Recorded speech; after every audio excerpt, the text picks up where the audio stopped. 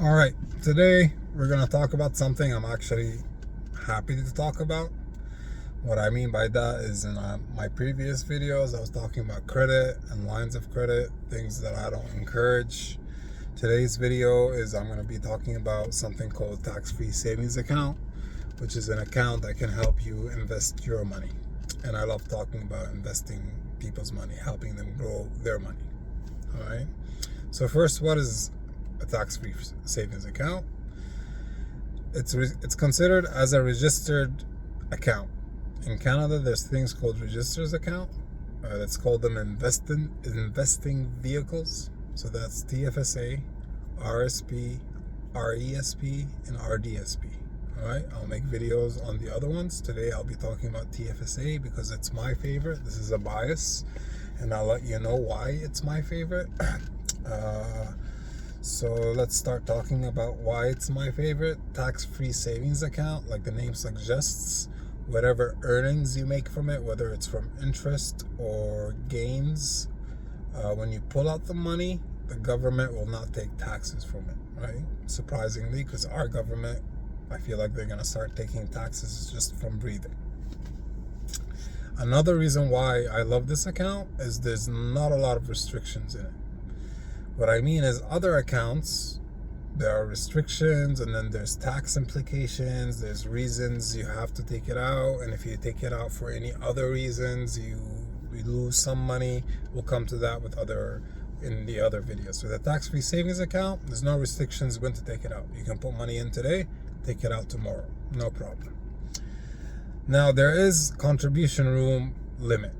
This year, CRA set it up to 7,000. So what that means is you cannot put more than 7,000 into the TFSA.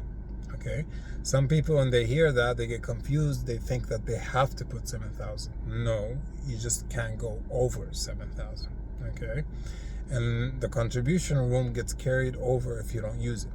So let's assume last year you had 7,000 TFSA contribution room and you didn't put a single cent. This year with the 7,000, you have 14,000 contribution room. So the contribution room, if you don't use it, gets carried over year by year. Now, how to find out the contribution room? The banks, we cannot know what your contribution room is. You have to find that out through CRA. The CRA website, you can find that out. Or if you have an accountant, they will probably know. The banks, we cannot know what your contribution room is because we can't get into your CRA. That's something you have to find out. All right, so now let's get to the interesting part, how to save money in it. First of all, it's a tax-free savings account. This is a free account. You don't pay anything to open up this account because it's a savings account. Now you can open it and put money in it, all right? When you put money in it, it's gonna act like a savings account, so you're just gonna make interest, but like I talked in my other videos, interests in the savings account is a joke, it's peanuts. It's gonna be like 0.35% annually, 0.75% annually. It's a joke. Sometimes I wonder, why are you just giving it, like, might as well make it zero. So how to use it properly is there's two ways. There's something called GIC and mutual funds. Let's start with GIC. GIC stands for Guaranteed Investment Certificate. What that means is the bank will guarantee your principal plus interest, right? Banks will have minimum buy-in. So for example, let's say $1,000 is the minimum you can purchase a GIC. There are different types of GIC, right? Different terms. There's cashable, there's non-redeemable, there's redeemable, 1 year, 2 year, 3 year, 4 years. So that, depending on the type of GIC you purchase, the interest rate is going to be anywhere between 1.75 up to the highest I've seen was 4.7%. Is that amazing? No, it's not, but it's better than 0.65%. GIC is usually used, when you have a purchase, you're gonna use your money like in a year or two to purchase a car, let's say, or a down payment of a house. So you don't want to lose your principal, but you just don't want to leave it there. You want to make a little bit of more money. So when you come purchase in a year or two, when you want to purchase the car, you have your principal, Let's say you had 5,000, so you have the 5,000 plus the interest you made in these 2 years, whatever the interest was, 3% or 4%, depending on what type of GIC you purchased. So GICs is for short-term goals.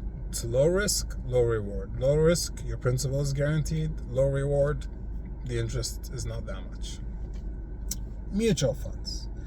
This is where the fun begins. Again, before I start, let me say this. I say this in a lot of videos. It's all over my channel. I'm not a financial advisor. I work in a bank. It took me a while to understand these terms. Now that I understand these terms, I want to help individuals understand these terms. So what is a mutual fund? Let's think of a mutual fund like a basket, okay? A basket with a lot of companies. And when I say a lot, I mean it's hundreds of companies in one basket. And you own shares or stocks in each of these companies, okay? Now you don't get to choose which company goes in, which company goes out, all that. There's people called portfolio managers. That's their job, right? Every quarter they might remove a company, put in a company. Their job is just to look at the market, see what's going on, and then make the best decisions based on that. So you don't have to worry, you don't have to read the news, find out what the CEO said, what CEO got fired, and make the decision based on that. You don't have to do that. An advantage of mutual funds is instead of investing in one stock in one company, and God knows what happens to that company, if it goes bankrupt, bye-bye to your money, mutual funds, because it's hundreds of companies, so the risk is much less. If one company falls in that mutual funds, there's 400 other companies that are carrying your money, so it's less risky. Okay, there's different types of mutual funds.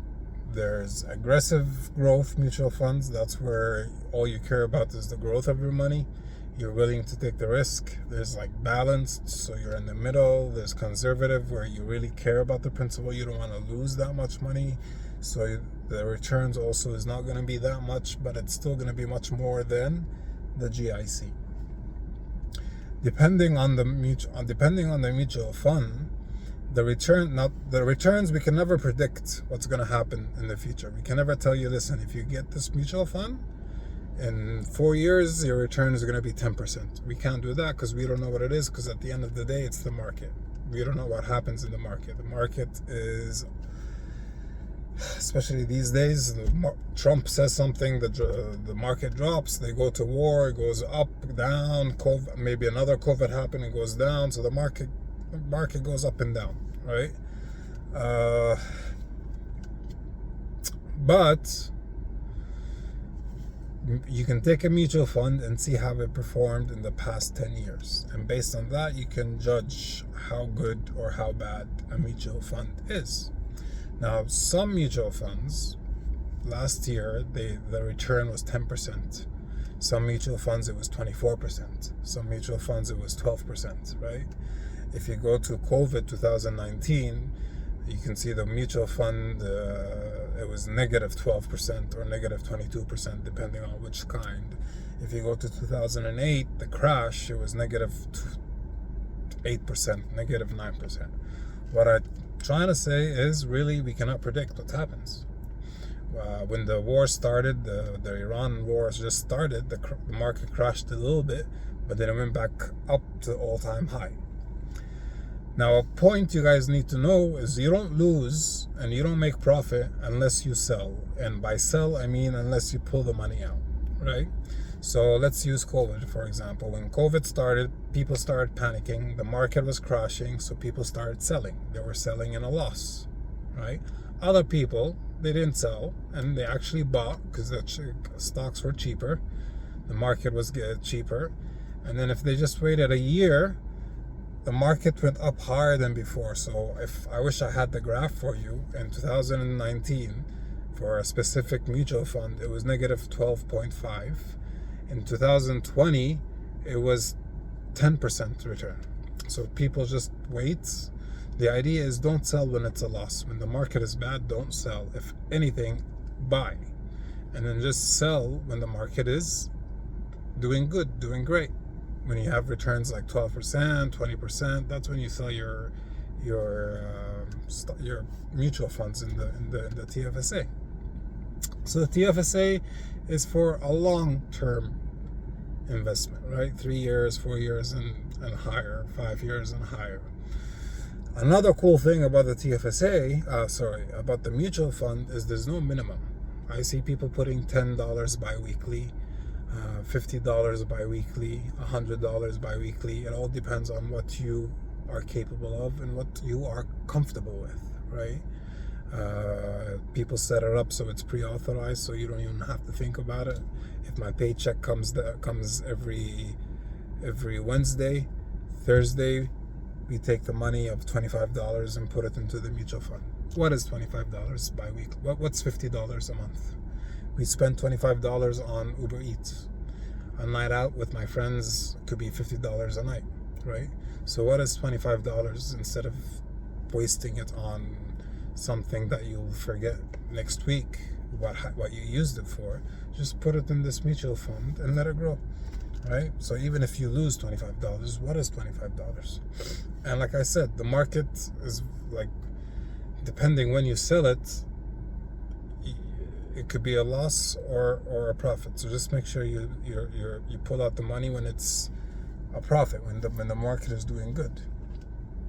And this ties in to the whole investment, like the best what's the word I'm looking for here? The best, I'm blanking. So there's the term where it says invest regularly and invest constantly and invest early. So this ties in with that.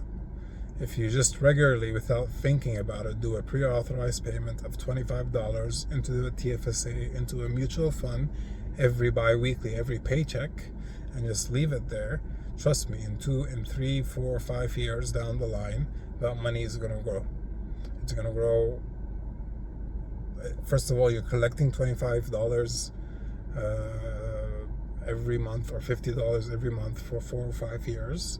And then plus the market is doing well, so you're going to get extra money out of that. So that's why I love tax-free savings account, and that's why my favorite thing is mutual fund. Again, I'm not a financial advisor. It's just something that that in the Canadian banking system, this is something that I appreciate, because in other countries they never really talked about this. Whenever I entered a bank, they never brought this up. So I appreciate the Canadian banking system for the first time about this stuff, right?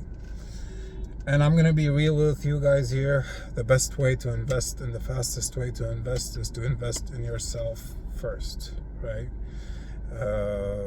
Learn a skill, find a way to monetize that skill, invest in you first, figure out a way to get more sources of income.